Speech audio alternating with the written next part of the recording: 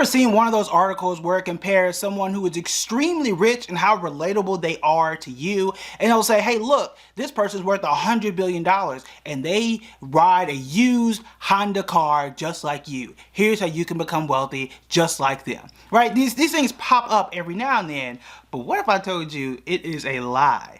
Let's go ahead and break it down. Now, there is a lot of ways that this shows up on the internet. Sometimes it's a meme comparing a rich person to a poor person, and they'll say, look at the designer shoes, the Gucci belt, the nice jacket, and all that kind of stuff. That is why this person's poor, this person's rich, and this is what really separates the two. And the theme of that is just spend less money, be more frugal, be smarter about your money, and boom, you can become wealthy just like them. Now, a part of that is true. Yeah, you should spend less than you make, but there's a huge missing component here that isn't really truthful, and there is a bit of deception going on here too. So, for example, I'll take 3 billionaires that we all know, right? Warren Buffett, world's famous investor, top 5, 6 richest person in the world. Now, he is known for staying in the exact same house that he bought in like 1956 for $31,000. He is known for driving an old Cadillac. My first car was a Cadillac and it was used and the transmission didn't work, okay? So it feels a little bit relatable. I'm sure his transmission works though. But it says like, hey, he's super rich. He has the same house he's been in for what, 70 years or so, and he has the exact same car, and it's old and it's attainable. It's not like a Rolls Royce or something that I've never even been inside of. You have seen a Cadillac before. It makes it feel relatable. Except that, yeah, those things are true, right? He does have that car, he does stay in the house, but he also does spend nearly $400,000 a year on security detail. Take someone like Mark Zuckerberg. He wears the exact same gray shirt each and every day, and that signals like, hey, you don't need designer stuff. You can just dress plainly, focus on what it is that you need to focus on, keep your head down, work hard, and you too can build wealth. Except that shirt that you see him wear is between $300 to $400 per shirt, and it is custom made by obviously a very fancy designer. You can't buy that shirt on the market. This is the exact same Mark Zuckerberg that spent $15 billion on the metaverse. That doesn't really tell me he's that frugal, right, when it comes to making financial decisions. And then you've got someone like Elon Musk, who is famous for staying in a tiny home very close to the SpaceX factory. Okay, great. But the truth is, he spends most of his time in like an 8,000 square foot, $12 million mansion. And all these people fly private jets. They are not on American Airlines. They certainly aren't on Southwest. You are not going to catch them in a regular airport. They are spending tons and tons of money. Now, here's the issue. Yeah, they can spend their money. They earned it, blah, blah, blah. Okay, that's not the issue here.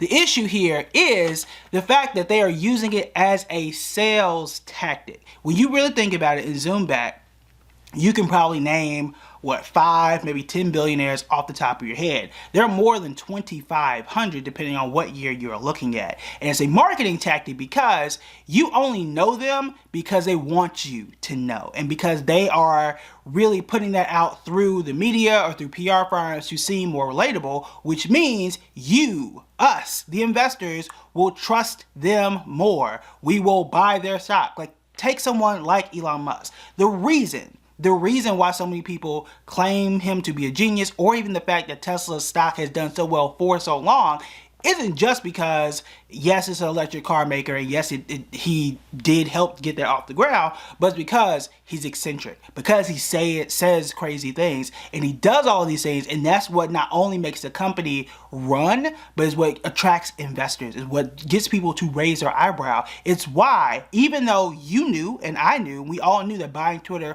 was dumb, we just went with it anyway, right? Or not me, y'all know how I felt about it, but that's why people went with it anyway, because it's Elon Musk. Like, if you were to throw a dart and hit the 35th richest person in the world, would you know who they were? Would you blindly follow them? Would the media even follow them and do all the things that they do for an Elon Musk?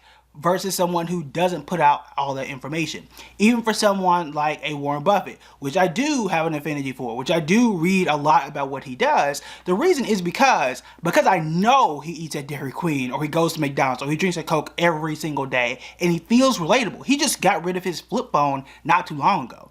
But the reason why I know these things, I feel that, relatability, is because I assume, and he is, right? But I assume that he is good with money, and that if he is good with money running this company, then maybe I can buy Berkshire Hathaway, right? And put that in my kids' trust fund, or put that in my kids' investment account, or put it in my own retirement account, because I know, or have a feeling that he is going to take that exact same care and detail with his money that he would with mine as an investor. And that is what is going on here. It is more of a sales tactic than what is actually going on, because again, there are ways to find secret security detail and spend less than $400,000. And even if you're not buying that argument, you know for a fact it is way cheaper to get first class on Delta Airlines than getting an entire private jet. So it's not just about how you're spending the money, it's really about what your perception is, and how are people perceiving you,